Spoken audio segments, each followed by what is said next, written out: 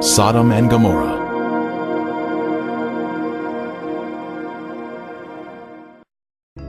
When the morning dawned, the angels urged Lot to hurry, saying, "Arise, take your wife and your 2 daughters, who are here, lest you be consumed in the punishment of the city."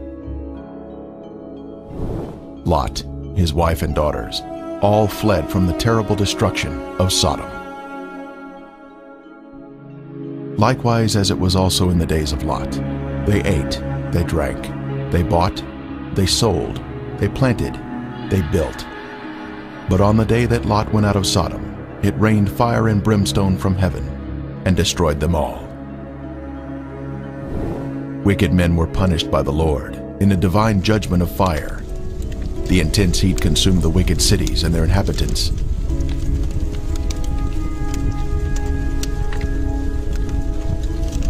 But Lot's wife looked back toward her beloved Sodom, violating the angel's command, and was thus turned into a pillar of salt.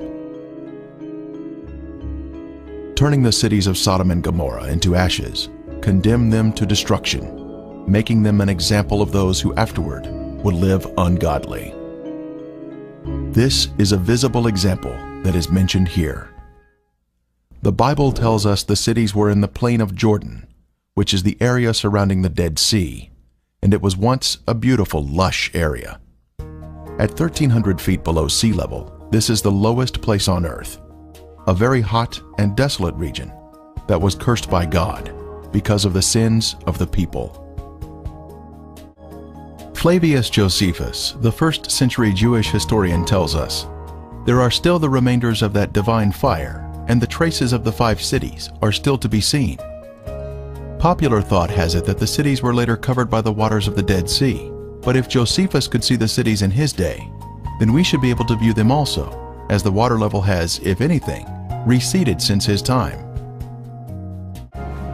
Driving along the coastal highway of the Dead Sea in Israel, one can soon see peculiar formations that are of a lighter color than the surrounding terrain. These are the ashen cities, destroyed by the wrath of God. These cities were consumed by intense flames, a supernatural heat that was directed by the hand of God. Today there is ash that is of lighter color than the surrounding mountains and terrain. As mentioned in the Bible, this is a desolate area where nothing grows.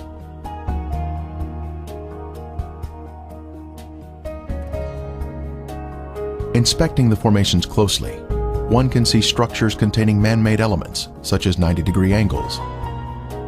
Even though the buildings were consumed by the fire, the remaining ash in these cities is comprised of a heavier material due to the inclusion of brimstone or sulfur, and still retains some of the original shapes of man-made structures. This stunning structure stands out as a singular formation with 4 sides, surrounded by a deep moat.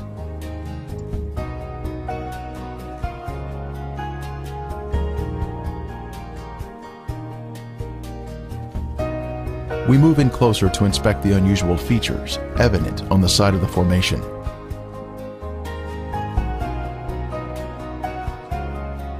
On the side of the structure, this swirling pattern is different from any type of sedimentary rock or soil that would normally contain horizontal, even layers.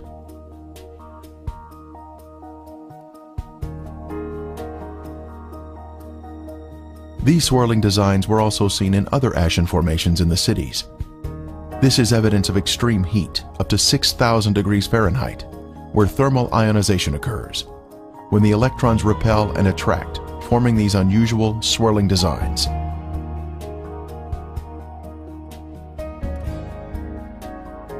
In Lot's day, this area was a swirling cauldron of death and destruction, rained down from the Lord in heaven.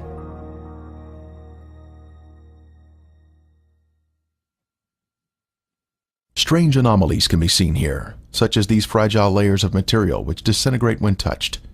The limestone buildings in the cities of Sodom and Gomorrah were totally transformed into ash by the consuming fire of the Lord. Evidence of this destruction is revealed in the white gypsum anomalies in the area, including unusual shapes of chalk-like material, which is not found in other parts of the country.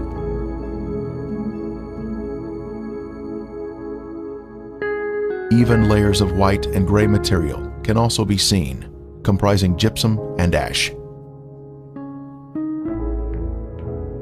At the time of Elijah on Mount Carmel, the Lord sent down a superheated fire from heaven, consuming the stone altar and sacrifice, turning them into ashes. Then the fire of the Lord fell and consumed the burnt sacrifice, and the wood, and the stones, and the dust, and it licked up the water that was in the trench. We are also told, "For the Lord your God is a consuming fire, a jealous God." When God unleashes a consuming fire, it will turn stone into ashes. A large section of gypsum has fallen down here. It clearly exhibits the alternating layers of white ash that is calcium sulfate, gray ash that is calcium carbonate.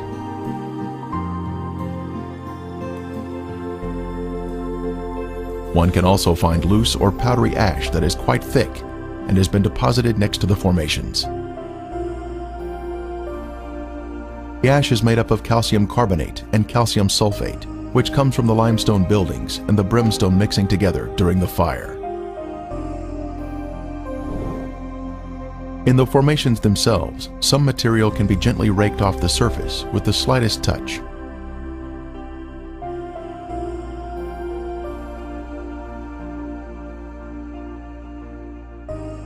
Looking down the city streets, one can notice man-made shapes which are not found in nature.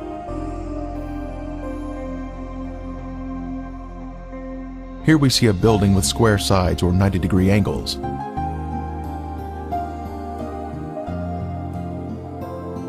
From the opposite side, we can see the same symmetrical structure and man-made angles.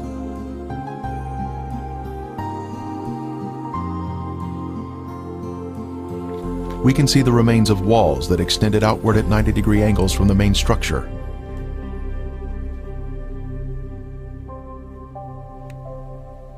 Once again, further evidence of man-made construction. Here we can see square windows that are visible in the walls of the structures, which give us a view of the past.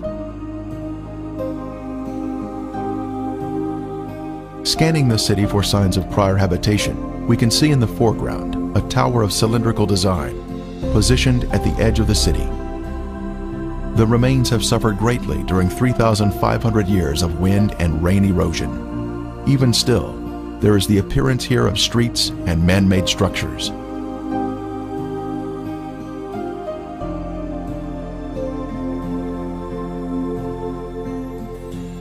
The whole land is brimstone, salt and burning. It is not sown, nor does it bear, nor does any grass grow there, like the overthrow of Sodom and Gomorrah, Admah and Zeboim, which the Lord overthrew in his anger and his wrath. Then the Lord rained brimstone and fire on Sodom and Gomorrah, from the Lord out of the heavens. Brimstone. Our first sample was found here, having been washed down from a higher location. This is the heavenly marker left behind, which proves the sites to be the real Sodom and Gomorrah. Ron Wyatt was the original discoverer of these cities in 1989, and he now describes the brimstone found here. Okay, we're down at Sodom and Gomorrah still. Right in front of you see some unusual looking spots on this, shall we say, layer of ash. It's not stone, it's ash. Now we'll move in for a close-up of this. And you can see that they're kind of circular shaped places. Now what we have found, and we'll move in a little closer here, is that inside each of these is sulfur. That is in most of them. Now the ones that do not have sulfur in them, and this one we just took a bunch of sulfur out and put it in our specimen bag. But the ones that don't have sulfur have a very black center where they have, where it's been very hot. So now we'll move in on this one where there is some sulfur still present. and back off just enough so you can see what we're up to here, and we'll go collect that sample in a bag. Exploring the cities further, more brimstone was found of various shapes and sizes.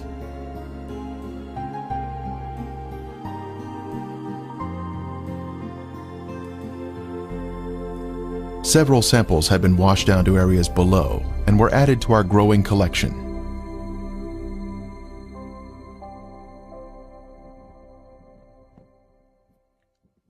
This brimstone is made of monoclinic, white sulfur that has been burned or cooked at a high temperature. It is quite different from natural sulfur that is formed in geothermal areas. Samples were taken to a lab for analysis.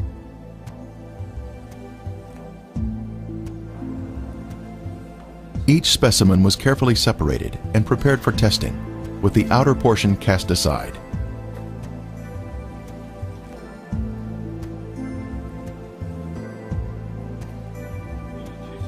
Next, the samples were dried and placed in a rock crusher. Then they were pressed onto a disc. Then they were loaded into a machine for the semi-quantitative X-ray analysis. Each sample was individually transported into the testing chamber for analysis. The results proved to be quite amazing.